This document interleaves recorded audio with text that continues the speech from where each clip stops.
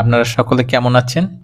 আজকে আমরা শিখব Adobe Illustrator এবং Photoshop দুটো সফটওয়্যার ইউজ করে কিভাবে একটা প্রেস কমিউনিকেশন লেআউট তৈরি করা যায়। তো চলুন আমরা আজকের এই টিউটোরিয়ালটা আমরা দেখি।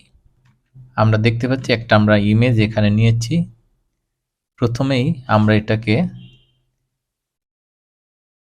সিলেকশন করে আমরা এটাকে কেটে বের করে নিলাম। কন্ট্রোল জে দিয়ে নতুন লেয়ার করে আমরা ব্যাকগ্রাউন্ড রিমুভ করলাম। এরপরে আমরা অন্য একটা অপশন যেটা আমি আগে করেছি সেই অপশনটা ওপেন করলাম, যেটার মধ্যে আমরা এটা এনে আমরা সেভ এস করে আরেকটা ফাইল ক্রিয়েট করব, যাতে সাইজ আমাকে আবার নতুন করে নিতে না হয়।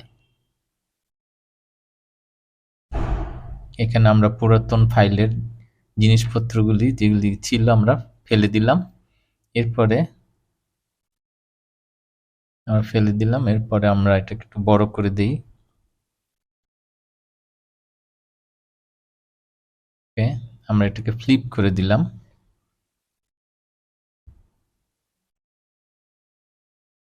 আমরা লেআউটে যাতে দেখতে সুন্দর লাগে সেই অনুযায়ী আমরা এটা সাইজ রাখবো। এখন আমরা এখানে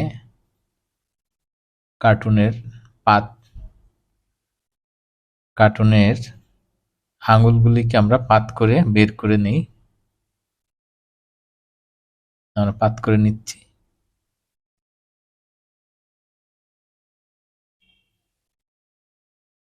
ওকে, কন্ট্রোল জে দিয়ে আমরা নতুন লেয়ার নিয়ে নিলাম।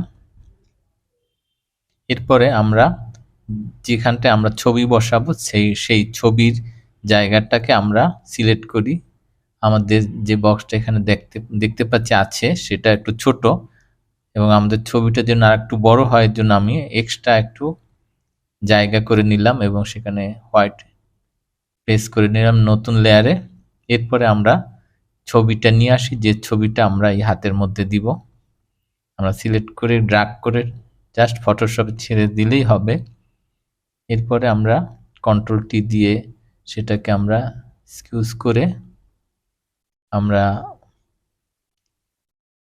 সোজাভাবে যেটা রয়েছে সেটাকে আমরা বসিয়ে দিই এবং কতটুকু ছবি হয় এর জন্য আমরা একটু অপাসিটি কমিয়ে নিলাম যাতে দেখতে সুবিধা হয় এবং পরবর্তীতে আবার আমরা অপাসিটিটা বাড়িয়ে নেব।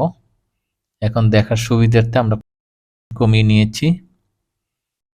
এখানে দেখতে পাচ্ছি যে আমরা নিচে সাদা বক্সটা দেখতে পাচ্ছি এবং ঠিক আমার যে সাবজেক্ট সেটা যেন সাদা বক্সের মধ্যে থাকে সেইভাবে আমরা সরিয়ে নিলাম। এরপরে আমরা যে সাদা বক্সটা নিয়েছিলাম সেই সাদা বক্স অনুযায়ী আমরা কেটে নিলাম। ঠিক আছে, এখানে দেখা যাচ্ছে যে কর্নারে একটু সাদা অপশন বের হয়ে আছে, আমরা এটাকে ডিলিট করে দিই কেটে। ওকে,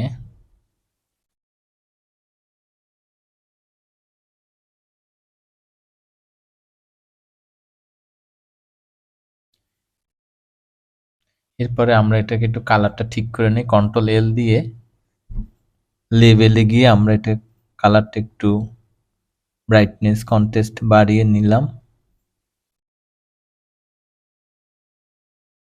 অ্যাডজাস্টমেন্টে গিয়ে আমরা এই টুলগুলি পাবো। কন্ট্রোল বি দিয়ে কালার ব্যালেন্সের এই প্যালেটটা আমরা নিয়ে এসে এখান থেকে আমরা গ্রিনটা একটু বাড়িয়ে দিই যাতে ছবিটা একটু ক্লিয়ার এবং স্পষ্ট এবং সুন্দর হয়। আমরা গ্লোটাকে ঠিক আমাদের ফায়ার ডিস্টিংগুইশার পিছনে আমরা দিলাম।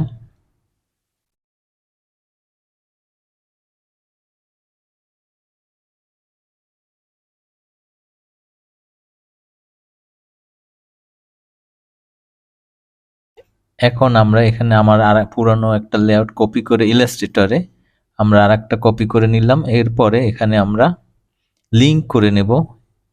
ঠিক লিঙ্কে আমরা যে ছবিটা ফটোশপে সেভ করেছিলাম সেটা আমরা এখানে প্লেস দিলাম। এখানে দেখতে পাচ্ছি যে ঠিক একই জায়গায় সেম ভাবে সে প্লেস হয়ে গেছে। এইভাবে লিঙ্ক করার মধ্য দিয়ে ফটোশপ এবং ইলাস্ট্রেটর কাজকে অতি দ্রুত এবং সহজে করা যায়। দেখতে পাচ্ছি যে ওখানে একটু ডান পাশে আমাদের জায়গা বেশি ছিল, এর জন্য আমরা একটু ডান দিকে সরিয়ে দিলাম এবং সেভ করলাম। অটো সেভ ইলাস্ট্রেটরে লিঙ্ক হয়ে চলে আসছে। দেখতে পাচ্ছি যে আমরা ইলাস্ট্রেটরে চলে আসছে। এখন পায়ের নিচে শ্যাডো দেওয়া দরকার, লাইট শ্যাডো। এগুলো ফটোশপে যতটা ক্লিয়ার এবং সুন্দরভাবে স্মুথলি দেওয়া যায়, ইলাস্ট্রেটর সেটা দেওয়া যায় না। এর জন্য আমরা ফটোশপে সবসময় শ্যাডো দিয়ে থাকি এবং এখানে ব্লু কালার, একটু ডিপ ব্লু কালারের একটা শ্যাডো আমরা এখানে আর একটা লেয়ারে পেস্ট করে আমরা দিলাম। আর একটা লেয়ারে দেখতে পাচ্ছি যে এখানে আমরা পেস্ট করে দিয়েছি। এখন একটু নামিয়ে দিয়ে এটাকে আমরা মোশন ব্লারটা করে দেই। ডিরেকশনটা আমরা পাশাপাশি রাখি।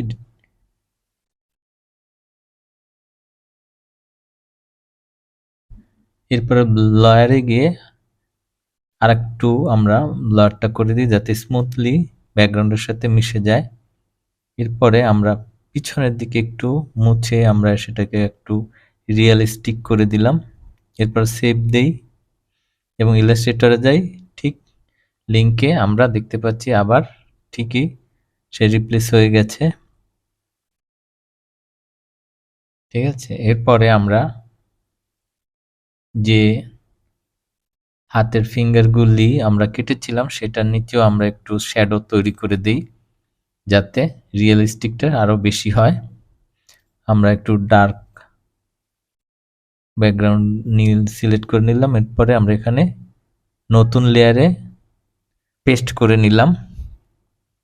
দেখতে পাচ্ছি নতুন লেয়ারে আমরা সেই শ্যাডোটা দেখতে পাচ্ছি। একটু নামিয়ে দিয়ে সেটাকে আমরা আবারও ব্লার করে দিই। ওকে, এখান থেকে আমরা মাল্টি করে দেই, অপাসিটি একটু কমিয়ে দেই। ওকে, এরপরে রাইট ক্লিক করে ওয়ার্পে গিয়ে আমরা সেটাকে একটু কার্ভ করে নিচের দিকে নামিয়ে দিলাম।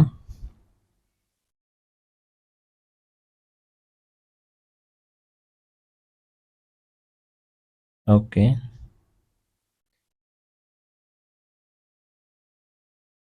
এরপরে আমরা একটু বাড়তি যে শ্যাডোটা রয়েছে সেই শ্যাডোটা আমরা মুছে দিলাম। দেখতে পাচ্ছি যে শ্যাডোটা হয়ে গেছে। আমরা শ্যাডোর অপাসিটি একটু কম বেশি করে নিলাম। ওকে, এবার আমরা সেভ দেই, কন্ট্রোল এস, এবং ঠিক আবার ইলাস্ট্রেটরে লিঙ্ক থাকায় আবারও শ্যাডো চলে আসছে। দেখতে পাচ্ছি আমরা শ্যাডো চলে আসছে। তো এইভাবেই আমরা ফটোশপ এবং ইলাস্ট্রেটরের আমরা লিঙ্ক অ্যাপের মধ্য দিয়ে আমাদের কাজকে আরো অনেক সুন্দর করতে পারি এবং ইজি করতে পারি। যাই হোক, আজকে আমাদের টিউটোরিয়াল আমরা দেখলাম। পরবর্তী টিউটোরিয়ালে আপনাদের আমন্ত্রণ জানাচ্ছি। আমার পেজে লাইক, শেয়ার এবং কমেন্টস করবেন। ধন্যবাদ সকলকে।